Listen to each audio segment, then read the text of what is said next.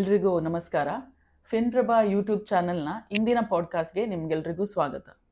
So ಇವತ್ತು ನಾವು ನಮ್ಮ ಫೌಂಡರಿಂದ ಬೇರೆ ಏನೇನು ಅವರು ವೆಂಚರ್ಸ್ ಮಾಡಿದ್ರು ಅಂತ ತಿಳಿಯೋಣ. ಬಿಕಾಸ್ ಲಾಸ್ಟ್ ಎಪಿಸೋಡಲ್ಲಿ ಅವರ ಎಕ್ಸ್ಪೋರ್ಟ್ ಜರ್ನಿ ಬಗ್ಗೆ ನಮಗೆ ಕಂಪ್ಲೀಟ್ ಆಗಿ ಇನ್ಫಾರ್ಮೇಶನ್ ಕೊಟ್ಟಿದ್ರು. ಅಂದರೆ ಅವ್ರಿಗೊಂದು ಹೊಸ ಆಪರ್ಚುನಿಟಿ ಬಂತು, ಅದರಿಂದ ಏನೇನು ಕಲ್ತರು, ಏನೇನು ಪ್ರಾಬ್ಲಮ್ ಆಯಿತು, ಸೊ ಅದೆಲ್ಲ ತಿಳ್ಕೊಂಡ್ವಿ.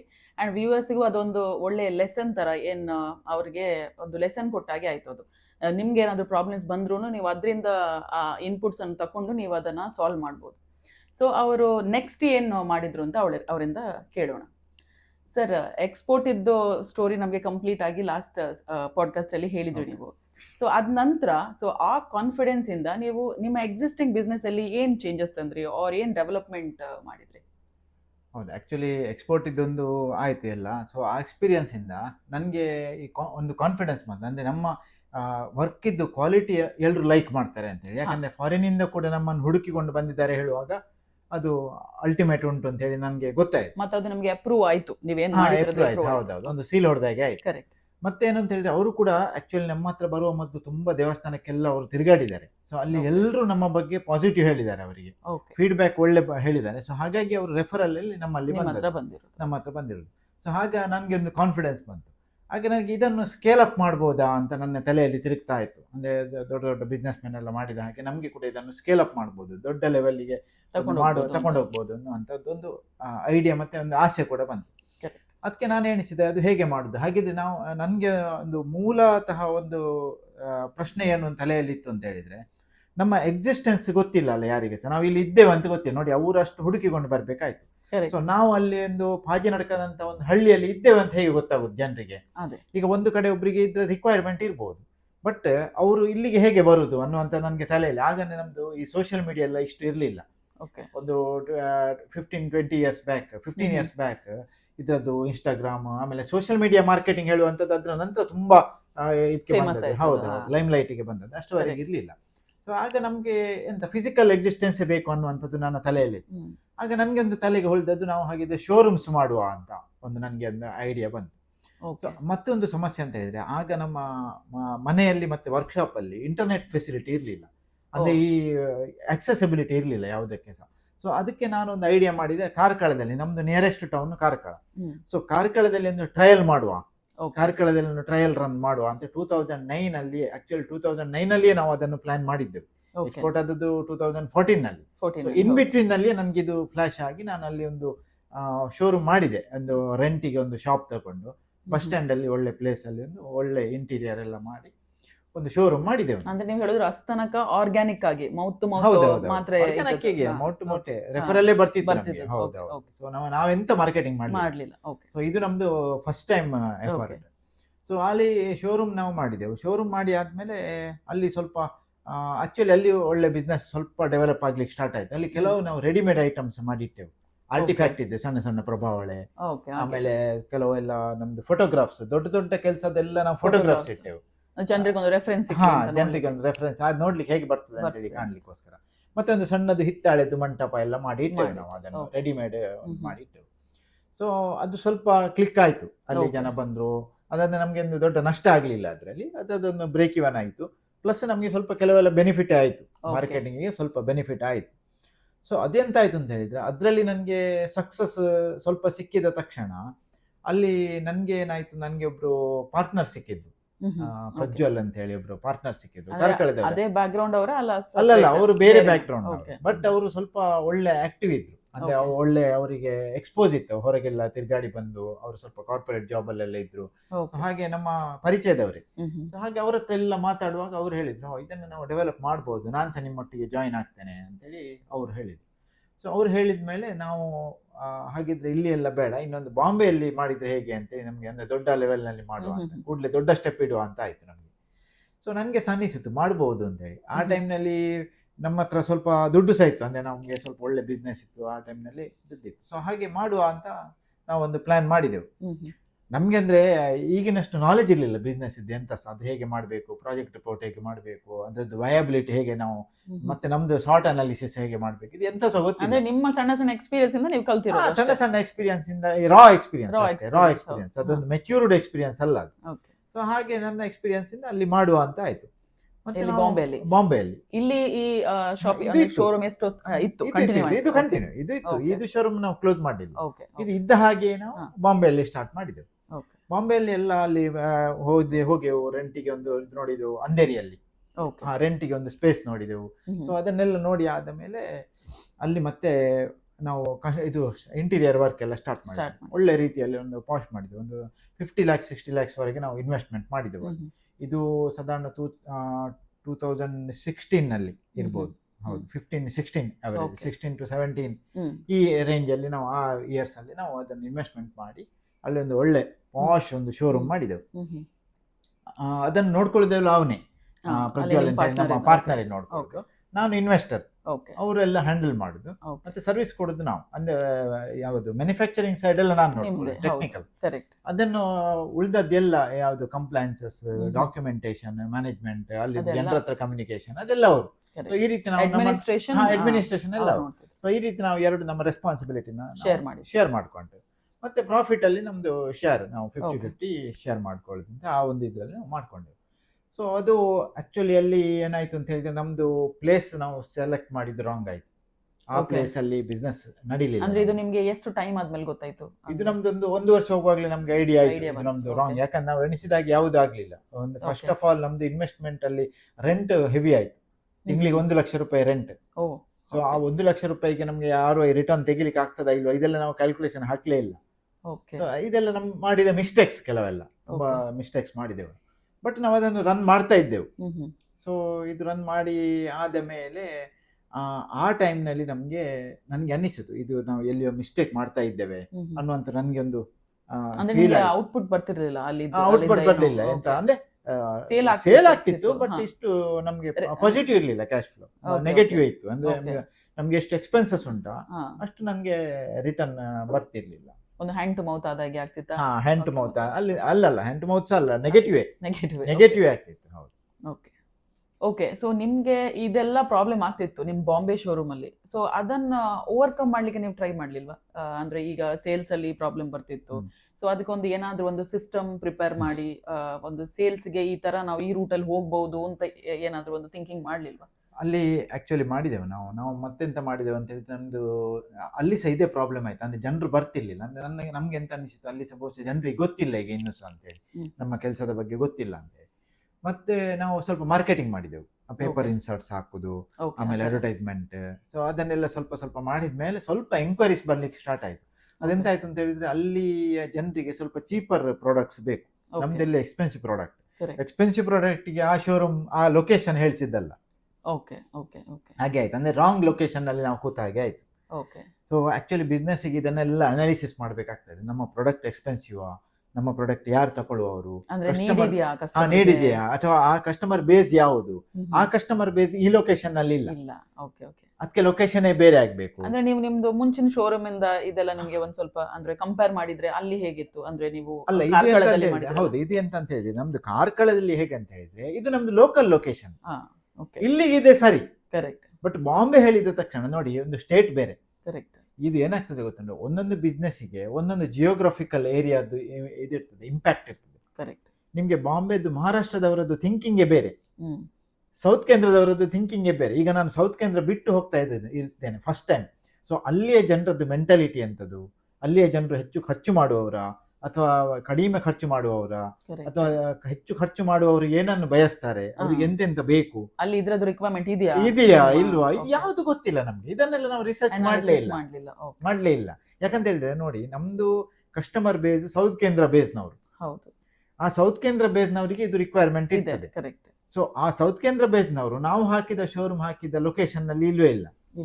ಸೊ ಇದೆಲ್ಲ ಕೆಲವು ಮಿಸ್ಟೇಕ್ಸ್ ಆಯ್ತು ನಮ್ಮಿಂದಾಗಿ. ಅದು ನಮ್ಗೆ ಮೊದಲು ಗೊತ್ತಿರ್ಲಿಲ್ಲ, ಗೊತ್ತಾಯ್ತಲ್ಲ. ಸೊ ಇಲ್ಲಿ ಕಾರ್ಕಳದಲ್ಲಿ ನಡೀತಾ ಇತ್ತು. ಯಾಕಂದ್ರೆ ಕಾರ್ಕಳ ಇದೇ ಲೊಕೇಶನ್ ನಮ್ದು. ಸೊ ಇಲ್ಲಿ ಬರ್ತಿದ್ರು ನಮ್ದು. ಮತ್ತೆ ಇಲ್ಲಿ ನಮ್ದು ಗುಡ್ ವಿಲ್ ಉಂಟು. ಇಲ್ಲಿ ನಮ್ದು ಲೋಕಲ್ ನಮ್ದು ಗುಡ್ ವಿಲ್ ಉಂಟು. ನಮ್ದು ಹೆಸರು ಕೇಳಿ ಗೊತ್ತುಂಟು, ಎಲ್ರಿಗೂ ಗೊತ್ತು. ನಾವು ಮಾರ್ಕೆಟಿಂಗ್ ಮಾಡುವಂತ ಅವಶ್ಯಕತೆ. ಯಾರು ಹ್ಯಾಂಡಲ್ ಮಾಡ್ತಿದ್ರು ನೀವು ಅಲ್ಲಿರುವಾಗ?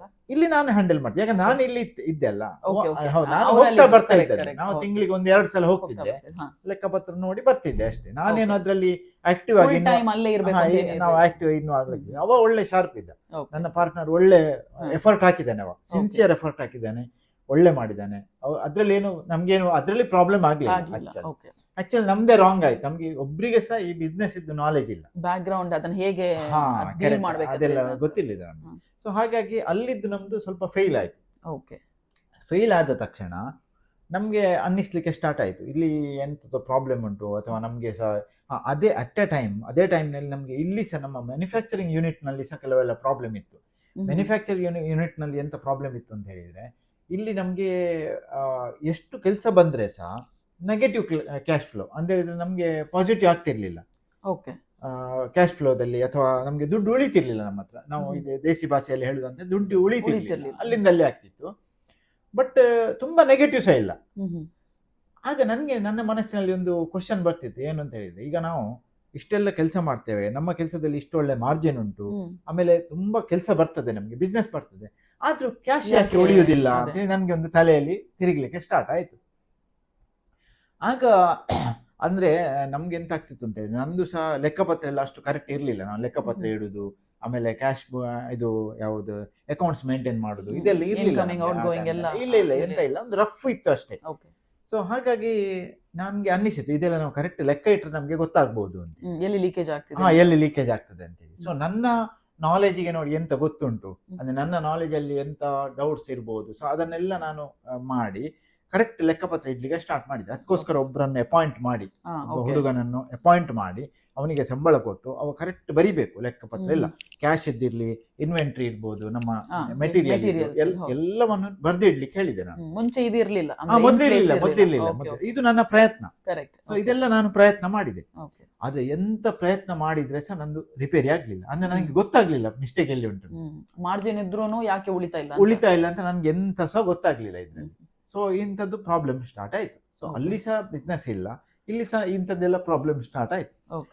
ಆಗ ನನ್ಗೆ ಅನ್ನಿಸಿತು, ಇದು ಯಾರಾದ್ರೂ ಒಬ್ರು ನನ್ಗೆ ಗುರುಗಳು ಬೇಕು ಅಂತ ಹೇಳಿ. ಅಂದ್ರೆ ನೀವು ನಿಮ್ಮ ಮ್ಯಾಕ್ಸಿಮಮ್ ಎಫರ್ಟ್ಸ್ ಮಾಡಿ ಎಲ್ಲ ನೋಡಿ, ಮ್ಯಾಕ್ಸಿಮಮ್ ಎಫರ್ಟ್ ಮಾಡಿ ಎಲ್ಲ ರೀತಿಯಲ್ಲಿ ಲೆಕ್ಕ ಇಡುದು. ಅಂದ್ರೆ ನನ್ನ ತಿಳುವಳಿಕೆಗೆ ನಾವು ಅಡ್ಮಿನಿಸ್ಟ್ರೇಷನ್ ಬ್ಯಾಕ್ ಗ್ರೌಂಡ್ ನವರು, ನನ್ಗೆ ಕೆಲಸ ಮಾಡ್ಲಿಕ್ಕೆ ಗೊತ್ತುಂಟು. ಕೆಲಸದ್ರಲ್ಲಿ ನನ್ಗೆ ಎಂತ ಪ್ರಾಬ್ಲಮ್ ಇಲ್ಲ. ಎಷ್ಟು ದೊಡ್ಡ ಕೆಲಸ ಸಹ ನಾನು ಬೆಳಿಗ್ಗಿಂದ ರಾತ್ರಿವರೆಗೆ ಕೆಲಸ ಮಾಡ್ತೇನೆ, ಬೇಕಿದ್ರೆ ಫಿಸಿಕಲಿ ನನ್ಗೆ ಕೆಲಸ ಮಾಡ್ಲಿಕ್ಕೆ ಏನು ಪ್ರಾಬ್ಲಮ್ ಇಲ್ಲ. ಬಟ್ ಇಂಥದ್ದೆಲ್ಲ ಟೆಕ್ನಿಕಲ್ ವಿಷಯ ನಮ್ಗೆ ಎಂತ ಗೊತ್ತಿಲ್ಲ ಅದರಲ್ಲಿ. ಮತ್ತೆ ನಂಗೆ ಅದರಲ್ಲಿ ಎಲ್ಲ ಎಂತ ಆಗ್ತದೆ, ಈ ಪುಸ್ತಕ ಇಟ್ಕೊಂಡು ಕೂತ್ಕೊಂಡು ಅದನ್ನೆಲ್ಲ ಅನಾಲಿಸಿಸ್ ಮಾಡೋದು, ಅದರಲ್ಲಿ ಸ್ವಲ್ಪ ನನಗೆ ಇಂಟ್ರೆಸ್ಟ್ ಇಲ್ಲ. ನನಗೆ ಉದಾಸೀನ, ಕರೆಕ್ಟ್ ಶಬ್ದ ಹೇಳುದಾದ್ರೆ ನನಗೆ ಅದರಲ್ಲಿ ಉದಾಸೀನ, ಇಂಟ್ರೆಸ್ಟ್ ಇಲ್ಲ ನನಗೆ. ಸೊ ಹಾಗಾಗಿ ನನಗೆ ಆಕ್ಚುಲಿ ಓದೋದ್ರಲ್ಲಿ ಸಹ ಅದಕ್ಕೆ ಇಂಟ್ರೆಸ್ಟ್ ಇರಲಿಲ್ಲ. ಸೊ ಆಗ ಎಂತಾಯ್ತು, ಅದು ಹೆಚ್ಚು ಕೆಲಸ ಮಾಡ್ಲಿಕ್ಕೆ ನಾನು ಹೊರಗಡೆ ಕೆಲಸ, ಹೊರಗಡೆ ಹೋಗೋ ತಿರ್ಗಾಡುದು, ಕೆಲಸ ಮಾಡುದು, ಮಾರ್ಕೆಟಿಂಗ್ ಅಥವಾ ಕೆಲಸ ಮಾಡುದು, ಫಿಸಿಕಲ್ ಪ್ರಾಕ್ಟಿಕಲ್ ಥಿಯರಿ ಸ್ವಲ್ಪ ಕಮ್ಮಿ. ಅಂದ್ರೆ ಫಿಸಿಕಲ್ ವರ್ಕ್ ನಾನು ಎಷ್ಟು ಸಹ ಮಾಡ್ತೇನೆ, ಏನು ಪ್ರಾಬ್ಲಮ್ ಇಲ್ಲ. ಸೊ ಆಗ ನನ್ಗೆ ಅನ್ನಿಸಿದ್ರು, ನನ್ಗೆ ಯಾರಾದ್ರೂ ಮೆಂಟರ್ ಬೇಕು. ಅಂದ್ರೆ ನಂದು ಮಿಸ್ಟೇಕ್ ಉಂಟು 100%. ಹೌದು. ಸೊ ಎಂತ ಮಿಸ್ಟೇಕ್ ಅಂತ ಗೊತ್ತಾಗ್ತಾ ಇಲ್ಲ ನನಗೆ. ಅದನ್ನೊಮ್ಮೆ ತೋರಿಸಿ ನನಗೆ ಯಾರಾದ್ರೂ ತೋರಿಸಿ ತಿದ್ದಬೇಕು, ಇದು ಹೀಗೆ ಆಗ್ಬೇಕು ನಾನು ಹೇಳುವವರು ಬೇಕು ಅಂತ ಅನ್ನಿಸಿತು ನನಗೆ. ಹಾಗಿದ್ರೆ ನಾವು ಯಾರನ್ನು ಹುಡುಕುದು ಅಂತೇಳಿ ಫಸ್ಟಿಗೆ ನನಗೆ ಬಂದದ್ದು ಇದು MBA ಅಂದ್ರೆ ಬಿಸ್ನೆಸ್ ಮ್ಯಾನೇಜ್ಮೆಂಟ್ ಎಲ್ಲ ಕಲಿಸ್ತಾರಲ್ಲ ಅವ್ರು. ಯಾಕಂದ್ರೆ ಆ ಟೈಮ್ನಲ್ಲಿ ಯೂಟ್ಯೂಬ್ ಇದ್ದ ವಿಷಯ ಇರ್ಲಿಲ್ಲ ಇಷ್ಟು. ಯೂಟ್ಯೂಬ್ ಅಲ್ಲಿ ನಾವು ಹುಡುಕಿ ನೋಡುವಂತದ್ದು ಎಂತ ಇರ್ಲಿಲ್ಲ ಆ ಟೈಮ್. ಸೊ ಹಾಗಾಗಿ ನಾನೆಂತ ಮಾಡಿದೆ, ನಮ್ದು ನಿಟ್ಟೆ ಇಂಜಿನಿಯರಿಂಗ್ ಕಾಲೇಜಲ್ಲಿ MBA ಕಲಿಸ್ತಾರೆ. ಸೊ ಅಲ್ಲಿ ನಮ್ಮ ಪ್ರಿನ್ಸಿಪಲ್ ನಮ್ಮ ರಿಲೇಟಿವ್ ನಿರಂಜನ್ ಜಿಪ್ಲೋಣ್ಕರ್ ಅಂತ ಹೇಳಿ. ಸೊ ಅವ್ರ ಹತ್ರ ಹೋದೆ ನಾನು, ಹೀಗೆ ನನ್ಗೆ ಯಾರಾದ್ರೂ ಮೆಂಟರ್ ಬೇಕು ನಿಮ್ಮಲ್ಲಿ, ಅಲ್ಲಿ ಪ್ರೊಫೆಸರ್ಸ್ ಎಲ್ಲ ಇದ್ದಾರಲ್ಲ ಕಲಿಸುವವರು, ಅವರು ನಮ್ಗೆ ಏನಾದ್ರು ಹೆಲ್ಪ್ ಮಾಡ್ಯಾರ ಅಂತ ಕೇಳಿದೆ. ಜೆನ್ವಿನ್ಲಿ ಅವ್ರ ಹತ್ರ ಹೋಗಿ ಕೇಳಿದೆ ನನ್ನ ಪ್ರಾಬ್ಲಮ್ ಇದು ಅಂತ. ಅದಕ್ಕೆ ಅವರು ಸ್ಟ್ರೇಟ್ ಫಾರ್ವರ್ಡ್ ಒಂದು ಆನ್ಸರ್ ಕೊಟ್ರು, ಏನಂತ ನೋಡಿದ್ವಿ, ಇದು ಕಲಿಸುವ ವಿಷಯ ಬೇರೆ, ಪ್ರಾಕ್ಟಿಕಲ್ ಬೇರೆ. ಸೊ ಹಾಗಾಗಿ ಅವರು ನಿಮ್ಗೆ ಆಗ್ಲಿಕ್ಕಿಲ್ಲ, ಅದು ನೀನು ವೇಸ್ಟ್, ನೀನು ಪ್ರಯತ್ನ ಮಾಡುದು. ಅವರಿಗೆ ಒಳ್ಳೆ ಪುಸ್ತಕದಲ್ಲಿ ಇದ್ದನ್ನು ಕಲಿಸ್ಲಿಕ್ಕೆ ಗೊತ್ತುಂಟು ಅಷ್ಟೇ, ಇಲ್ಲದಿದ್ರೆ ಅವರೇ ಮಾಡ್ತಿರ್ಲಿಲ್ವಾ, ಅವ್ರು ಇಲ್ಲಿ ಬರ್ತಿದ್ರ ಅಂತ ಅವರು ಕೇಳಿದ್ರು. ಇಲ್ಲ, ಅದು ಸ್ಕಿಲ್ ಬೇರೆ, ಪ್ರಾಕ್ಟಿಕಲ್ ನಾಲೆಜ್ ಇದ್ದವರನ್ನು ನೋಡು ನೀನು ಯಾರಾದ್ರೂ ಅಂತ ಹೇಳಿ. ಅಂದ್ರೆ ಆಲ್ರೆಡಿ ಯಾವ್ದಾದ್ರು ಒಂದು ಒಳ್ಳೆ ಬಿಸ್ನೆಸ್ ಮಾಡಿದವರು ಅಥವಾ ಯಾರಾದ್ರೂ ರಿಟೈರ್ಡ್ ಆದವರು ಅಂತವರನ್ನೆಲ್ಲ ಹುಡುಕು ಅಂತ ಅವ್ರು ಹೇಳಿದ್ರು ನನಗೆ. ಸೊ ಅದು ನನಗೆ ಹೌದು ಅನ್ನಿಸಿತು. ಯಾಕಂದ್ರೆ ಆಗ ನಮ್ಗೆ ಇಷ್ಟೆಲ್ಲ ಎಂತ ನಾಲೆಜ್ ಇರಲಿಲ್ಲ, ಯಾಕಂದ್ರೆ ಯೂಟ್ಯೂಬ್ ಇರಲಿಲ್ಲ. ಈಗ ನಾವು ಯೂಟ್ಯೂಬ್ ಅಲ್ಲಿ ಪಾಡ್ಕಾಸ್ಟ್ ಎಲ್ಲ ನಮ್ಗೆ ತುಂಬಾ ಅದ್ರಲ್ಲಿ ನಾಲೆಜ್ ಡೆವಲಪ್ ಆಗಿದೆ. ಮತ್ತೆ ಇದು ಪ್ರಾಕ್ಟಿಕಲ್ಸ್ ಒಂದು ನಾವು ಸಿಂಕ್ ಮಾಡ್ತೇವೆ, ಪ್ರಾಕ್ಟಿಕಲ್ ಅವ್ರು ಹೇಳುದಕ್ಕೂ ಈಗ ಸಿಂಕ್ ಮಾಡ್ಲಿಕ್ಕೆ ಅದೆಲ್ಲ ಗೊತ್ತಾಗಿದೆ ಈಗ. ಹಾಗೆ ನಮ್ಗೆ ಮೆಚುರಿಟಿ ಇರಲಿಲ್ಲ, ಮತ್ತೆ ನಾವು ಕೂಡ ಒಂಥರ ಚೈಲ್ಡಿಶ್ನೆಸ್ ಇತ್ತು ನಮ್ಗೆ ಮಾಡುವಂತ ಭರದಲ್ಲಿ. ಸರ್, ನೀವು ಹೇಳಿದ್ರಿ ನೀವು ನಿಟ್ಟೆಯಲ್ಲಿ ಅವ್ರ ಪ್ರಿನ್ಸಿಪಲ್ ಅನ್ನು ಮೀಟ್ ಮಾಡಿದ್ರಿ, ಅವ್ರ ಹತ್ರ ಒಂದು ಸಜೆಷನ್ ಕೇಳಿದ್ರಿ ಏನ್ ಮಾಡೋದು ಅಂತ. ಸೊ ನಿಮ್ಮ ಎಕ್ಸ್ಪೆಕ್ಟೇಷನ್ ಪ್ರಕಾರ ಅದೇ ಅಲ್ಲಿ ಟೀಚಿಂಗ್ ಫೀಲ್ಡ್ ಅವರು ಬೇಡ, because they are better in teaching, ಅದು ಒಂದು ಸ್ಕಿಲ್ ಬೇರೆ, but business is a different skill, so every one skill is important ಅಂತ ಹೇಳಿದ್ರು. ಸೊ ಅದನ್ನ ನೆಕ್ಸ್ಟ್ ಅಲ್ಲಿ ಏನು ಸ್ಟೆಪ್ ತಗೊಂಡ್ರಿ ನೀವು? ನೆಕ್ಸ್ಟ್ ಅದೇ ಇಮಿಡಿಯೇಟ್ ಯಾರ ಹತ್ರ ಹೋಗುದು ಅಂತ ನನಗೆ ಗೊತ್ತಾಗಲಿಲ್ಲ, ಐಡಿಯಾ ಇರಲಿಲ್ಲ. ಸೊ ನನ್ನ ತಲೆಯಲ್ಲಿ ಇತ್ತು ಯಾರಾದ್ರೂ ಬೇಕು ಅಂತೇಳಿ, ಅಂದ್ರೆ ಯಾಕಂದ್ರೆ ಇದೊಂದು ಇದಲ್ಲ ಎಂತ ಬರ್ನಿಂಗ್ ಪ್ರಾಬ್ಲಮ್ ಅಲ್ಲ ಇಮಿಡಿಯೇಟ್ ನನಗೆ ಬೇಕೇ ಬೇಕು, ಇಲ್ಲ ಪ್ರಾಬ್ಲಮ್ ಆಗ್ತದೆ ಅಂತದ್ದೇನಿರ್ಲಿಲ್ಲ. ಬಟ್ ತಲೆಯಲ್ಲಿ ಒಂದು ಕಾರ್ನರ್ ನಲ್ಲಿ ಇತ್ತು ನಮ್ಗೆ ಮೆಂಟರ್ ಬೇಕು ಯಾರಾದ್ರೂ ಅಂತ. ಸೊ ಅಂದ್ರೆ ಇದ್ರಲ್ಲಿ ನಿಮ್ಗೆ 2-3 ಮೆಸೇಜ್ ಉಂಟು. ಒಂದು ಲಾ ಆಫ್ ಅಟ್ರಾಕ್ಷನ್ ಹೇಗೆ ವರ್ಕ್ ಆಗ್ತದೆ ಅಂತ ಹೇಳಿ ಈ ಒಂದು ಇದರಲ್ಲಿ ಗೊತ್ತಾಗ್ತದೆ. ಯಾಕಂದ್ರೆ ನೋಡಿ, ನಮ್ಗೆ ಏನೇನು ನಾವು ಬಯಸ್ತೇವೆ ಅದು ನಮ್ಗೆ ಸಿಗ್ತದೆ ಹೇಳುವುದಕ್ಕೆ ಇದು ಲೈವ್ ಒಂದು ಎಕ್ಸಾಂಪಲ್. ಇಂಟೆನ್ಸಿಟಿಯಲ್ಲಿ ಇಂಟೆನ್ಸಿಟಿ ಇತ್ತು, ಎಂತ ಹೇಳ್ತಾರೆ ಬರ್ನಿಂಗ್ ಡಿಸೈರ್ ಇತ್ತು, ಅದು ಬೇಕು ಅಂತ ಹೇಳಿ. ಸೊ ನಾನು ಹೀಗೆ ಇದ್ದೆ, ಅದ್ರ ಬಗ್ಗೆ ಹೆಚ್ಚು ಹುಡುಕಿಕೊಂಡು ಹೋಗ್ಲಿಲ್ಲ, ಡಿನೈ ಮಾಡಿಲ್ಲ, ಬೇಕು ಬೇಕೇ, ಬಟ್ ಹುಡುಕಿಕೊಂಡು ಹೋಗ್ಲಿ ಎಲ್ಲಿಗೂ ಅಂತ ಹೇಳಿ ಹೋಗುದು. ಸೊ ಇಂಥದ್ದೆಲ್ಲ ಅವಸರ ಮಾಡಿ ರಾಂಗ್ ಡೈರೆಕ್ಷನ್ ಹೋಗೋದು ಬೇಡ, ಅದು ನಮ್ಗೆ ಗೊತ್ತಿಲ್ಲಲ್ಲ ಮತ್ತೆ ಯಾರು ಇದ್ದಾರೆ, ಎಲ್ಲಿದ್ದಾರೆ, ಅವರದ್ದು ಫೀಸ್ ಎಷ್ಟು ಎಂತ ಸಹ ನಮ್ಗೆ ಗೊತ್ತಿಲ್ಲ. ಮತ್ತೆ ಕೆಲವು ದೊಡ್ಡವರನ್ನು ಮೀಟ್ ಆಗ್ಲಿಕ್ಕೆ ನನ್ಗೆ ಸ್ವಲ್ಪ ಹೆಜಿಟೇಷನ್ ಇತ್ತು, ಯಾಕಂದ್ರೆ ಅವರದ್ದು ಲ್ಯಾಕ್ಸ್ ಅಲ್ಲಿ ಇರ್ತದೆ ಅವರದ್ದು ಫೀಸ್. ಅವರದ್ದು ಕೆಲವೆಲ್ಲ ನಾನು ನೋಡಿದೆ, ಅವರದ್ದು ಒಂದೊಂದು ಸೆಮಿನಾರಿಗೆ 1 ಲಕ್ಷ 2 ಲಕ್ಷ ಎಲ್ಲ ಇರ್ತದೆ. ಮತ್ತೆ ಅವರನ್ನು ಹೋಗಿ ಅವರೆಲ್ಲ ಕೋಟಿ ಗಟ್ಟಲೆದ್ದು ಮಾತಾಡ್ತಾರೆ. ಸೊ ನಮ್ಗೆ ಇಲ್ಲಿ ಲಕ್ಷವೂ ಇಲ್ಲ, ಸರಿ ಅರ್ಥನೂ ಆಗ್ಬೇಕು. ಸೊ ಹಾಗಾಗಿ ನನ್ಗೆ ಸ್ವಲ್ಪ ಇದಿತ್ತು, ಅಂದ್ರೆ ಅವ್ರ ಹತ್ರ ಹೋಗ್ಲಿಕ್ಕೆ ಹೆದರಿಕೆ ಆಯ್ತು ನನ್ಗೆ, ಅದು ಬೇಡ, ಒಟ್ಟು ನಮ್ಮಿಂದ ಆಗ್ಲಿಕ್ಕಿಲ್ಲ, ಬಿಯಾಂಡ್ ಅವರ್ ರೀಚ್ ಅಂತ. ನಾವು ಒಟ್ಟಿಗೆ 15-20 ಲಕ್ಷದ್ದು ಟರ್ನ್ ಓವರ್ ಹೋಗಿ ಇಟ್ಕೊಂಡು ಹೋಗಿ ಅದು ಆಗ್ಲಿಕ್ಕಿಲ್ಲ. ಸೊ ಹಾಗೆ ಮಾತಾಡ್ತಾ ನಾವು ನನ್ನ ಫ್ರೆಂಡ್ ಸರ್ಕಲ್ ನಲ್ಲಿ ನಾವು ಕೆಲವೆಲ್ಲ ಹೀಗೆ ಮಾತಾಡೋದು, ಒಬ್ರು ಹೇಳಿದ್ರು, ನನಗೆ ಗೊತ್ತಿದ್ದವರೊಬ್ರು ಇದ್ದಾರೆ, ಒಳ್ಳೆ ಪೊಸಿಷನ್ ನಲ್ಲಿ ಆಗಿ ರಿಟೈರ್ಡ್ ಆದವರು ಇದ್ದಾರೆ, ಸೊ ಅವ್ರ ಹತ್ರ ಒಮ್ಮೆ ಹೋಗಿ ಮಾತಾಡುವ ಅಂತ ಹೇಳಿ ಅವ್ರು ಹೇಳಿದ್ರು. ಸೊ ಆಗ ನಾನು ಆಗ್ಬೋದು ಅಂತ ಹೇಳಿದೆ. ಆಗ ನನ್ಗೆ ಏನು ಗೊತ್ತಿಲ್ಲ, ಯಾರು ಎಂತ ಗೊತ್ತಿಲ್ಲ. ಅವರು ಒಂದು ಖಾಲಿ ಹೆಸರು ಒಂದು ಹೇಳಿದ್ರು, ಹರೀಶ್ ಹೆಗ್ಡೆ ಅಂತ ಹೇಳಿ ಒಬ್ರು ಇದ್ದಾರೆ, ಅವ್ರ ಹತ್ರ ಹೋಗಿ ಮಾತಾಡುವ, ಅವ್ರು ಬಾಂಬೆಯಲ್ಲಿ ಇರುದು. ಹರೀಶ್ ಹೆಗ್ಡೆ? ಹೌದು, ಹರೀಶ್ ಹೆಗ್ಡೆ ಅಂತ ಹೇಳಿ. ಸೊ ಅವರು ಬಾಂಬೆಯಲ್ಲಿ ಇರುದು ಅಂತ ಹೇಳಿದ್ರು. ಸೊ ಆಗ ನಾನು ಹೇಳಿದೆ, ಆಯ್ತು ಹೋಗುವ ಹಾಗಿದ್ರೆ ಬಾಂಬೆಗೆ ಅಂತ ಹೇಳಿ ನಾವು ಬಾಂಬೆಗೆ ಹೋದೆವು. ಹೇಗೂ ನನಗೆ ಹೋಗ್ಲಿಕ್ಕೆ ಇರ್ತದಲ್ಲ, ಅಲ್ಲಿ ಶೋರೂಮ್ ಇತ್ತು. ಸೊ ಹೋಗ್ತಾ ಒಂದು ಸಲ ನಾವು ಅವರನ್ನು ಮೀಟ್ ಆದೆವು.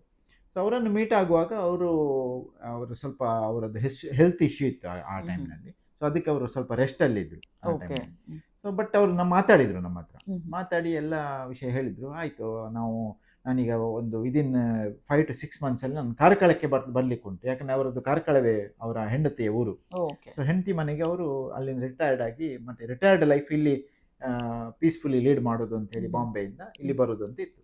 ನೋಡಿ ಎಷ್ಟು ಕರೆಕ್ಟ್ ಮ್ಯಾಚ್ ಆಯ್ತು ಅಂತ. ಹೌದೌದು, ಲಾ ಆಫ್ ಅಟ್ರಾಕ್ಷನ್. ಕಾರ್ಕಳಕ್ಕೆ ಅಂದ್ರೆ ನಮ್ಮ ಪ್ಲೇಸಿಗೆ ಅವರು ಬರುವ ಹಾಗೆ. ಆಕ್ಚುಲಿ ನನ್ಗೆ ಇದೆಲ್ಲ ಎಂತ ಸಹ ಗೊತ್ತಿಲ್ಲ. ಸೊ ಹಾಗೆ ನನ್ಗೆ ಸಹ ಭಾರಿ ಖುಷಿ ಆಯ್ತು, ಅವರು ಬರ್ತಾರೆ ಅಂದ್ರೆ ಒಟ್ಟಿಗೆ ನಾವು ಮೀಟ್ ಆಗ್ಬೋದು ಅಂತ. ಮತ್ತೆ ಅವರೊಂದು 3-4 ತಿಂಗಳಲ್ಲಿ ಅವರು ಕಾರ್ಕಳಕ್ಕೆ ಬಂದ್ರು. ಆಕ್ಚುಲಿ ಸ್ವಲ್ಪ ಅವರದ್ದು ಹೆಲ್ತ್ ಸರಿ ಇರ್ಲಿಲ್ಲ, ಬಟ್ ನಾವು ಮೀಟ್ ಆದೆವು 1-2 ಸಲ 3 ಸಲ ಮೀಟ್ ಆಗಿ. ಅವರು ನಮ್ಮ ಬಗ್ಗೆ, ನಮ್ಮ ಬಿಸ್ನೆಸ್ ಬಗ್ಗೆ ಸ್ವಲ್ಪ ಅನಾಲಿಸಿಸ್ ಮಾಡಿದ್ರು. ಮತ್ತೆ ಅವರು ಬಾಂಬೆಯಲ್ಲಿ ಇರುವಾಗ ನಮ್ಮ ಬಾಂಬೆ ಶೋರೂಮಿಗೆ ಒಮ್ಮೆ ವಿಸಿಟ್ ಮಾಡಿದ್ರು, ಆ ಲೊಕೇಶನ್ ಎಲ್ಲ ನೋಡ್ಲಿಕ್ಕೆ. ಸೊ ಅದನ್ನೆಲ್ಲ ಅನಾಲಿಸಿಸ್ ಮಾಡಿದ್ರು. ಸೊ ಎಲ್ಲ ಅನಾಲಿಸಿಸ್ ಮಾಡಿ ಆದ್ಮೇಲೆ ಅವ್ರು ಹೇಳಿದ್ರು, ನನಗೆ ಇಂತಿಷ್ಟು ಫೀಸ್ ಕೊಡಬೇಕು ನೀನು, ಮಂತ್ಲಿ ಸ್ಯಾಲ್ರಿ ಅಂತೇಳಿ ನನಗೆ ಇಷ್ಟು ಕೊಡಬೇಕು ನೀನು ಅಂತೇಳಿ. ಸೊ ನಾನು ಒಪ್ಪಿಕೊಂಡೆ, ಆಯ್ತು ಅಂತೇಳಿ, ತೊಂದರೆ ಇಲ್ಲ ಅಂತೇಳಿ, ಯಾರಿಗಾದ್ರೂ ಕೊಡ್ಲೇಬೇಕೆ, ಅದ್ರಲ್ಲಿ ಏನು ನಮಗೆ ಪ್ರಾಬ್ಲಮ್ ಇಲ್ಲ ಅಂತ. ಮತ್ತೆ ಅವರು ಮಾತಾಡುವಾಗ ಮತ್ತೆ ಅವರದ್ದೆಲ್ಲ ಹಿಸ್ಟ್ರಿ ಎಲ್ಲ ನೋಡುವಾಗ ನನಗೆ ಅವರು ಮಾಡ್ಯಾರು ಅಂತ ಅನ್ನಿಸಿತು. ಯಾಕಂದ್ರೆ ದೊಡ್ಡ ಕಂಪನಿಯಲ್ಲಿ ಅವರು GM ಆಗಿ ರಿಟೈರ್ಡ್ ಆದವರು. ಆಕ್ಚುಲಿ ಅವರು ಒಂದು ಮಾಮೂಲಿ ಅಕೌಂಟೆಂಟ್ ಆಗಿ ಸೇರಿದ್ದು. ಮತ್ತೆ ಅವರು ರಿಟೈರ್ಡ್ ಆಗುವಾಗ GM, ಹೌದೌದು, ಒಳ್ಳೆ ಪೊಸಿಷನ್ ನಲ್ಲಿ ಅವರು ರಿಟೈರ್ಮೆಂಟ್ ಆದ್ರು. ಸೊ ಹಾಗೆ ಅವರಿಗೆ ಒಳ್ಳೆ ಎಕ್ಸ್ಪೀರಿಯನ್ಸ್ ಉಂಟು ಅಂತ ಹೇಳಿ ವೈಬ್ ಬರ್ತಿತ್ತು ಅನ್ನಿಸಿತು. ಹೌದಾ, ಮತ್ತೆ ಕ್ರಾಸ್ ಚೆಕ್ ಮಾಡ್ಲಿಕ್ಕೆ ನಮ್ಗೇನು ಎಕ್ಸ್ಪೀರಿಯನ್ಸ್ ಇಲ್ಲ, ನಮ್ಗೆ ಗೊತ್ತಿಲ್ಲಲ್ಲ, ಅವ್ರು ಹೇಳಿದ್ದನ್ನೇ ನಾವು ನಂಬಬೇಕು. ಬಟ್ ನನ್ಗೆ ಅನ್ನಿಸಿತು, ಅದಕ್ಕೆ ನಾನು ಅವರಿಗೆ ಹೇಳಿದೆ, ಆಯ್ತು ನೋಡುವ, 1 ವರ್ಷ ನಾವು ಟ್ರಯಲ್ ನೋಡುವ, ಮತ್ತೆ ಆಗದಿದ್ರೆ ಬಿಡುವ, ನಿಮ್ಮ ದಾರಿ ನಿಮಗೆ, ನಮ್ಮ ದಾರಿ ನನಗೆ ಅಂತೇಳಿ ನಾನು ಆ ರೀತಿ ನಾವು ಕಾಂಟ್ರಾಕ್ಟ್ ಮೈಂಡ್ ಸೆಟ್ ನಾವು ಮಾಡಿಕೊಂಡೆ. 1 ವರ್ಷಕ್ಕೆ ನಾನು ರೆಡಿ ಇದ್ದೇನೆ ಅಂತೇಳಿ, ನೋಡುವ ಅಂತೇಳಿ. ಸೊ ಮತ್ತೆ ಅವರು ಸ್ವಲ್ಪ ರಿಕವರಿ ಆದ ಮೇಲೆ ಅವರು ಫಸ್ಟ್ ಹಾಫ್ ನಮ್ಮ ಮನೆಗೆ ಬರ್ತಿದ್ರು, ಅಂದ್ರೆ ನಮ್ಮ ವರ್ಕ್ಶಾಪಿಗೆ ಬಂದು ನನಗೆ ಫುಲ್ ಗೈಡೆನ್ಸ್ ಅವರದ್ದು, ಮಧ್ಯಾಹ್ನದವರೆಗೆ ಫುಲ್ ಅವರದ್ದು ಗೈಡೆನ್ಸ್, ಮಧ್ಯಾಹ್ನ ನಂತರ ನಂದು ಕೆಲಸ ಮಾಡುದು. ಸೊ ಈ ರೀತಿ ಸಾಧಾರಣ 1 ವರ್ಷ ನಡೀತು. 1 ವರ್ಷ ಫುಲ್ ಎಲ್ಲಿವರೆಗೆ ಅಂತ ಹೇಳಿದ್ರೆ, ಒಂದು ಅಕೌಂಟ್ಸ್, ಒಂದು ಅಮೌಂಟ್ ಅನ್ನು ಹೇಗೆ ಡೆಬಿಟ್ ಕ್ರೆಡಿಟ್ ಬರೆಯುವುದು ಎಲ್ಲ ರೈಟಿಂಗ್ ಅಲ್ಲಿ, ಫಿಸಿಕಲ್ ಪೇಪರ್ನ ಮೇಲೆ ಬುಕ್ ಅಲ್ಲಿ ಹೇಗೆ ಬರೆಯುವುದು, ಬುಕ್ಸ್ ಆಫ್ ಅಕೌಂಟ್ ಅನ್ನು ಹೇಗೆ ಮೇಂಟೈನ್ ಮಾಡುದು. ಸೊ ಇದನ್ನೆಲ್ಲ ಅವರು ಹೇಳಿಕೊಟ್ರು ನನಗೆ. ಹೇಳಿಕೊಟ್ಟು ನಾವೊಂದು ಇಬ್ರು ಸ್ಟಾಫ್ ಅನ್ನು ಇಟ್ಕೊಂಡೆವು. ಅವರೆಲ್ಲ ಗೈಡ್ ಮಾಡಿದ್ರು ಏನ್ ಮಾಡಬೇಕು, ಹೇಗೆ ಸ್ಟಾಫ್ ಅನ್ನು ಅಪಾಯಿಂಟ್ ಮಾಡಬೇಕು, ಸ್ಟಾಫ್ ಅಪಾಯಿಂಟ್ ಮಾಡುವಾಗ ಏನೇನು ಪ್ರಿಕಾಷನ್ಸ್ ತಗೊಳ್ಬೇಕು, ಅವರಿಗೆ ಹೇಗೆ ಇಂಟರ್ವ್ಯೂ ಮಾಡಬೇಕು, ಎಲ್ಲವನ್ನು ನನಗೆ ಎಕ್ಸ್ಪ್ಲೈನ್ ಮಾಡಿದ್ರು. ಹೌದೌದು. ಹಾಗೆ ಎಲ್ಲಿವರೆಗೆ ಅಂತ ಹೇಳಿದ್ರೆ ಟ್ಯಾಲಿ ಸಮೇತ ಯೂಸ್ ಮಾಡೋದು ಬೇಡ ಹೇಳಿದ್ರು. ಅಕೌಂಟ್ಸ್ ಅಲ್ಲಿ ಟ್ಯಾಲಿ ಸಮೇತ ಯೂಸ್ ಮಾಡೋದು ಬೇಡ. ಯಾಕಂತ ಹೇಳಿದ್ರೆ ಟ್ಯಾಲಿಯಲ್ಲಿ ಹೇಗೆ ಎಂಟ್ರಿ ಆಗ್ತದೆ ಅಂತ ನಿಮ್ಗೆ ಗೊತ್ತಿರ್ಬೇಕು ಅಂತ ಅವ್ರು ಹೇಳುದು. ಟ್ಯಾಲಿಯಲ್ಲಿ ಬ್ಯಾಕ್ ಎಂಡ್ ಅಲ್ಲಿ ಅದು ಹೇಗೆ ಎಂಟ್ರಿ ಆಗ್ತದೆ. ಈಗ ಡಬಲ್ ಎಂಟ್ರಿ ಸಿಸ್ಟಮ್ ಉಂಟು, ಡೆಬಿಟ್, ಕ್ರೆಡಿಟ್, ಡೈರೆಕ್ಟ್ ಎಕ್ಸ್ಪೆನ್ಸಸ್ ಅಂದ್ರೆ ಏನು, ಇಂಡೈರೆಕ್ಟ್ ಎಕ್ಸ್ಪೆನ್ಸಸ್ ಅಂದ್ರೆ ಏನು, ಪ್ರಾಫಿಟ್ ಅಂಡ್ ಲಾಸ್ ಅಕೌಂಟ್ ಅಂದ್ರೆ ಏನು, ಬ್ಯಾಲೆನ್ಸ್ ಶೀಟ್ ಅಂದ್ರೆ ಏನು, ಟ್ರೇಡಿಂಗ್ ಅಕೌಂಟ್ ಅಂತ ಹೇಳಿದ್ರೆ ಏನು. ಸೊ ಇದೆಲ್ಲ ನನಗೆ ಹೇಳಿಕೊಟ್ರು ಅವರು. ಹೇಳಿಕೊಟ್ಟು ಆದ ಮೇಲೆ ಈ ರೀತಿ ನಾವು ಲೆಕ್ಕ ಇಡುದು ಅಂತ ಅವ್ರು ಹೇಳುದು. ನಾವು ಬಿಸ್ನೆಸಸ್ ಯಾವ್ದು ಮಾಡಬೇಕು ಮಾಡಬಾರ್ದು ಹೇಗೆ ಅದೆಲ್ಲ ಮತ್ತೆ ನೋಡುವ. ಫಸ್ಟಿಗೆ ನಾವು ಅಕೌಂಟ್ಸ್ ಅಂದ್ರೆ ನಿಮ್ಮ ಹೆಲ್ತ್ ಚೆಕಪ್ ಫಸ್ಟಿಗೆ ಮಾಡಬೇಕು. ನೀವು ಎಲ್ಲಿದ್ದೀರಿ ಈಗ, ಬಿಸ್ನೆಸ್ ಇದು ಹೆಲ್ತ್ ಚೆಕಪ್ ಮಾಡ್ಬೇಕು. ನೀವು ಎಲ್ಲಿದ್ದೀರಿ ನೋಡ್ಬೇಕು ಈಗ ಫಸ್ಟಿಗೆ. ಮತ್ತೆ ಎಂತ ಇದು ಯಾವ್ದು ಬೇಕು ಬೇಡ ಅದೆಲ್ಲ ಮತ್ತೆ ಇದ್ದದ್ದನ್ನು ನೀವು ಎಲ್ಲಿದ್ದೀರಿ, ನಿಮ್ಮ ವರ್ಷದ್ದು ಪ್ರಾಫಿಟ್ ಇದು ಎಷ್ಟು, ಯಾವುದು ಟರ್ನ್ ಓವರ್ ಎಷ್ಟು, ಪ್ರಾಫಿಟ್ ಅಂಡ್ ಲಾಸ್ ಎಷ್ಟು, ಪ್ರಾಫಿಟ್ ಆಗ್ತದಾ ಇಲ್ವಾ, ಪ್ರೊಡಕ್ಷನ್ ಕಾಸ್ಟ್ ಎಷ್ಟು, ಇದನ್ನೆಲ್ಲ ನಾವು ಫಸ್ಟಿಗೆ ನೋಡ್ಬೇಕು ಅಂತ ಹೇಳಿ ಅವರು ಎಲ್ಲ ನಮ್ಗೆ ಗೈಡ್ ಮಾಡಿ ಸ್ಟೆಪ್ ಬೈ ಸ್ಟೆಪ್ ಏನ್ ಮಾಡ್ಬೇಕು ಅಂತ ಹೇಳಿ. ಮೊದಲ ಕರ್ತವ್ಯ ಏನು, ಎರಡನೇ ಕರ್ತವ್ಯ ಏನು, ಮೂರನೇ ಕರ್ತವ್ಯ ಏನು, ಇದು step by step systematic way ಅಲ್ಲಿ ಎಕ್ಸ್ಪ್ಲೈನ್ ಮಾಡಿದ್ರು. ಇದೆಲ್ಲ ಎಕ್ಸ್ಪ್ಲೈನ್ ಮಾಡ್ತಾ ಮಾಡ್ತಾ ನಾವು ಅವ್ರು ಹೇಳಿದ್ರು ಪ್ರತಿ ತಿಂಗಳ 30ನೇ ತಾರೀಕಿಗೆ ನಿನ್ನ ಟೇಬಲ್ನ ಮೇಲೆ ನಿಂದು actual turn over, profit and loss ಮತ್ತೆ ಬ್ಯಾಲೆನ್ಸ್ ಶೀಟ್, ಇದು 3 ಡಾಕ್ಯುಮೆಂಟ್ಸ್ ಇರಬೇಕು. Turn over, profit and loss account, balance sheet, ಇದು 3 ನಿನ್ನ ಟೇಬಲ್ನ ಮೇಲೆ ಆಕ್ಚುಯಲ್ ಇರಬೇಕು. ಮತ್ತೆ ಇಮ್ಯಾಜಿನರಿ ಅಲ್ಲ, ಇಮ್ಯಾಜಿನರಿ ಇಲ್ಲ, ಮತ್ತೆ ಒಂದು ಇದಲ್ಲ ಎಂತ ಆಗಿದೆ ಅಂತಲ್ಲ, ಅಲ್ಲಿ ಇರ್ಬೋದು ಅದೆಲ್ಲ ಅಲ್ಲ. ಎಕ್ಸಾಕ್ಟ್ಲಿ ಈಗ ನಿಮ್ಗೆ 1,25,630 ಆದ್ರೆ 1,25,630 ಎಕ್ಸಾಕ್ಟ್ ಎಷ್ಟು ಅಂತ ಹೇಳಿ ಒಂದು 1,25,000 ಇರ್ಬೋದು ಅಂತ ಹೇಳಿ ಹಾಗಲ್ಲ, ಎಕ್ಸಾಕ್ಟ್ ಇರ್ಬೇಕು. ಅದು ಎಕ್ಸಾಕ್ಟ್ ಫಿಗರ್ಸ್ ಅನ್ನ ಹೇಗೆ ತೆಗೆಯುವುದು. ಸೊ ಇದನ್ನೆಲ್ಲ ಅವರು ಹೇಳಿಕೊಟ್ರು. ಮತ್ತೆ ನಮ್ದು ಪರ್ಸನಲ್ ಲೈಫ್ ಬೇರೆ, ಬಿಸ್ನೆಸ್ ಬೇರೆ. ಅಕೌಂಟ್ಸ್ ಇಡುವಾಗ ಯಾವಾಗಲೂ ಬಿಸ್ನೆಸ್ ಇದ್ದ ಅಕೌಂಟ್ ಬೇರೆ, ಪರ್ಸನಲ್ ಇದು ಬೇರೆ, ಇದೊಂದು ಬೇರೆ ಎಂಟಿಟಿ. ಸಿದ್ಧಿವಿನಾಯಕ ಎಕ್ಸ್ಪೋರ್ಟ್ಸ್ ಹೇಳುವಂಥದ್ದು ಬೇರೆ ಎಂಟಿಟಿ. ಸೊ ಹಾಗಾಗಿ ಅದು ಸಪರೇಟ್ ಇಟ್ಟು ನಾವೆಲ್ಲ ಮಿಕ್ಸಪ್ ಮಾಡ್ತಿದ್ದೆವು. ಬಂದ ದುಡ್ಡನ್ನು ಇದಕ್ಕೆ ಹಾಕುದು, ಅಥವಾ ನಮ್ದೇನಾದ್ರು ಈಗ ನಮ್ದು ಮನೆಯದ್ದು ಎಲೆಕ್ಟ್ರಿಸಿಟಿ ಬಿಲ್ ಕಟ್ಲಿಕ್ಕೆ ಹಾಕುದು ಒಂದು ಎಕ್ಸಾಂಪಲ್. ಈಗ ಅಂದ್ರೆ ನೀವು ಹೇಳ್ತೀರಾ limited liability type of business ಅಲ್ಲ, ಇದೇ ಬಿಸ್ನೆಸ್ ನಲ್ಲಿ ಇದು ಎಂತ ಆಗ್ತದೆ ನೋಡಿ. ಈಗ ಫಾರ್ ಎಕ್ಸಾಂಪಲ್ ನಮ್ದು ಬೆಳ್ಳಿ ಕೆಲಸಕ್ಕೆ ಬೆಳ್ಳಿ ತಗೊಳ್ಳಿಕ್ಕೆ ಅಂತ ಹೇಳಿ ಇದು ಬರ್ತಿತ್ತು, ಕ್ಯಾಶ್ ಬರ್ತಿತ್ತು. 1 ಲಕ್ಷ ರೂಪಾಯಿ ಯಾರಾದ್ರೂ ಕೊಟ್ರು ಬೆಳ್ಳಿ ತಗೊಳ್ಳಿ ಬಿಟ್ರೆ, ಹಾಗೆ ಎಂತ ಆಗ್ತಿತ್ತು, ನಮ್ಗೆ ಏನಾದ್ರೂ 1 ಲಕ್ಷ ರೂಪಾಯಿದು ಬೇರೆ ಪರ್ಸನಲ್ ಎಕ್ಸ್ಪೆನ್ಸಸ್ ಇತ್ತು.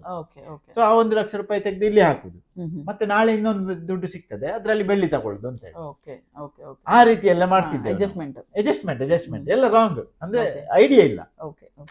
ಅಂದ್ರೆ ನಮ್ಮ ಲೆಕ್ಕದಲ್ಲಿ ಸರಿ ಅಂತ, ಯಾಕಂದ್ರೆ ನಾಳೆ ದುಡ್ಡು ಸಿಗ್ತದಲ್ಲ ನಮ್ದೇ ಅಲ್ವಾ, ನಾನು ನಾಳೆ ಆ ದುಡ್ಡಿನಿಂದ ಬೆಳ್ಳಿ ತಗೊಳ್ತೇನೆ ಆ ಅಡ್ಜಸ್ಟ್ಮೆಂಟ್ ಇತ್ತು. ಸೊ ಅದು ಮಾಡಬಾರ್ದು. ಸಪ್ರೇಟ್ ಬೆಳ್ಳಿಗೆ ಅಂತ ಹೇಳಿ ಬಂದ ಮೆಟೀರಿಯಲ್, ರಾ ಮೆಟೀರಿಯಲ್ ಬೆಳ್ಳಿ ಅಂತ ನಮ್ಮ ಕೇಸಲ್ಲಿ ಬೆಳ್ಳಿ, ಇನ್ನೊಬ್ಬರ ಕೇಸಲ್ಲಿ ಇನ್ನೊಂದು.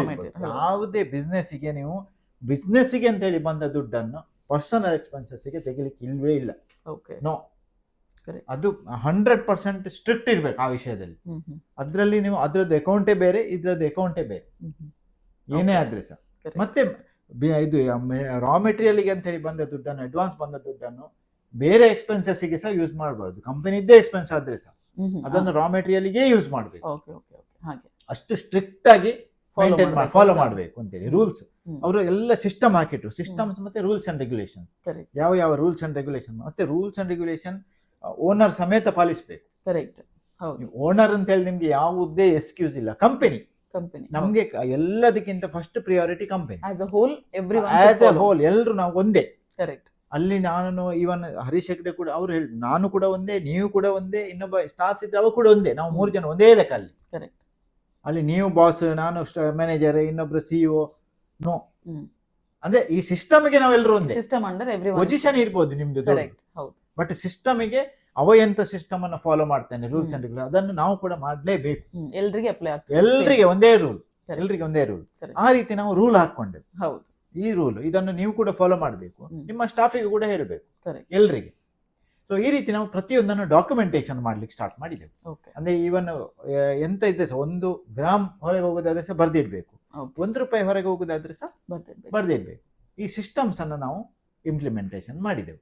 Okay okay sir. ಸೊ ನೀವು ಡಾಕ್ಯುಮೆಂಟೇಶನ್ ಮಾಡಲಿಕ್ಕೆ ಸ್ಟಾರ್ಟ್ ಮಾಡಿದ್ರಿ ಅಂತ ಹೇಳಿದ್ರಿ. ಅಂದರೆ ನಿಮ್ಮದು ಏನು ಪ್ರಾಬ್ಲಮ್ಸ್ ಇತ್ತು, ಅಂದರೆ ನೀವು ಲೆಕ್ಕ ಎಲ್ಲ ಇಡ್ತಿರ್ಲಿಲ್ಲ, ಏನಕ್ಕೂ ಈಗ PL ಪ್ರಾಫಿಟ್ ಆ್ಯಂಡ್ ಲಾಸ್ ಆಗಲಿ, ನಿಮ್ಮದು ಎಂತ ಬ್ಯಾಲೆನ್ಸ್ ಶೀಟ್ ಆಗಲಿ ಯಾವುದು ಇರ್ತಿರ್ಲಿಲ್ಲ ಅಂತ ಹೇಳಿದ್ರಿ. ಬುಕ್ಸ್ ಆಫ್ ಅಕೌಂಟ್ ಏನೂ ಇಲ್ಲ, ಎಲ್ಲ ಇಮ್ಯಾಜಿನೇಷನ್, ಇದು ಇಷ್ಟು ಇರ್ಬೋದು ಅದು ಅಷ್ಟು ಇರ್ಬೋದು ಅಂತ ಹೇಳ್ತಿದ್ರಿ. ಸೊ ಇದನ್ನೆಲ್ಲ ನಿಮ್ಮ ಮೆಂಟರ್ ಬಂದು ಒಂದು ಲೆವೆಲ್ಗೆ ಈ ತರ ಆಗ್ಬೇಕು, ಸೊ ನಿಮ್ಮನ್ನ ಲೆಕ್ಕ ಇಡೋ ತರ ಮಾಡಿದ್ರು. ಕರೆಕ್ಟ್ ಅಲ್ವಾ? ಆರ್ಗನೈಸ್ಡ್ ವೇಗೆ ತಂದ್ರು. ಬಟ್ ಅವರು ನೀವು ಇದನ್ನ ಡೈರೆಕ್ಟ್ ಆಗಿ ಈ ತರ ಆಯ್ತು ಅಂತ ಹೇಳಿದ್ರಿ. ಬಟ್ ನೀವು ಅವ್ರಿಗೆ ಹೊಸ ಪರಿಚಯ, ಅವರು ನಿಮ್ಗೆ ಹೊಸ ಪರಿಚಯ. ಬಟ್ ಅವ್ರು ಫಸ್ಟ್ ನಿಮ್ಗೆ ಬಂದು ಅವ್ರ ಇಂಪ್ರೆಷನ್ ಅಂದ್ರೆ ನಿಮ್ಮ ಹತ್ರ ಬಂದ್ರು, ಏನ್ ಕ್ವಶನ್ ಅಂಡ್ ಆನ್ಸರ್ ಮಾಡಿದ್ರಿ? ಫಸ್ಟ್ ಕ್ವಶನ್ ಅವ್ರದ್ದು ನಿಮ್ಮ ವರ್ಕ್ಶಾಪ್ ನೋಡಿ ಆಗ್ಲಿ, ನಿಮ್ಮನ್ನ ನೋಡಿ ಆಗ್ಲಿ, ಏನಿತ್ತು ಅಂತ ನಮ್ಗೊಂದು ಕುತೂಹಲ ಇದೆ. Because it is new people meeting once. So ಆ ಕುತೂಹಲದ ವಿಷಯಕ್ಕೆ ನಿಮ್ಗೆ ಆನ್ಸರ್ ನಾವು ನೆಕ್ಸ್ಟ್ ವಿಡಿಯೋದಲ್ಲಿ ಎಕ್ಸ್ಪೆಕ್ಟ್ ಮಾಡೋದಾ, ಅಲ್ಲ ಇದ್ರಲ್ಲಿ ಹೇಳ್ತೀರಾ? ಅದು ನೆಕ್ಸ್ಟ್ ಅಲ್ಲಿ ಇಡುವ. ಒಂದು ಸ್ವಲ್ಪ ಕ್ಯೂರಿಯಾಸಿಟಿ ಇರ್ಲಿ. ಎಲ್ಲೋ ನಾವು ಈಗ ಹೇಳಿದ್ರೆ ಒಂದು ಯಾರಿಗೂ ಟೈಮ್ ಕೂಡ ಇಲ್ಲ ಅದನ್ನ ನೋಡ್ಲಿಕ್ಕೆ. ಓಕೆ. ಸೊ ನೆಕ್ಸ್ಟ್ ಎಪಿಸೋಡಿಗೆ ನಾವು ಆ ಕ್ಯೂರಿಯಾಸಿಟಿಯನ್ನ ರಿಟೈನ್ ಮಾಡುವ ವೀಕ್ಷಕರಿಗೆ. ನೆಕ್ಸ್ಟ್ ಎಪಿಸೋಡ್ ಅನ್ನ ನೋಡಿ ನೀವು. Okay fine.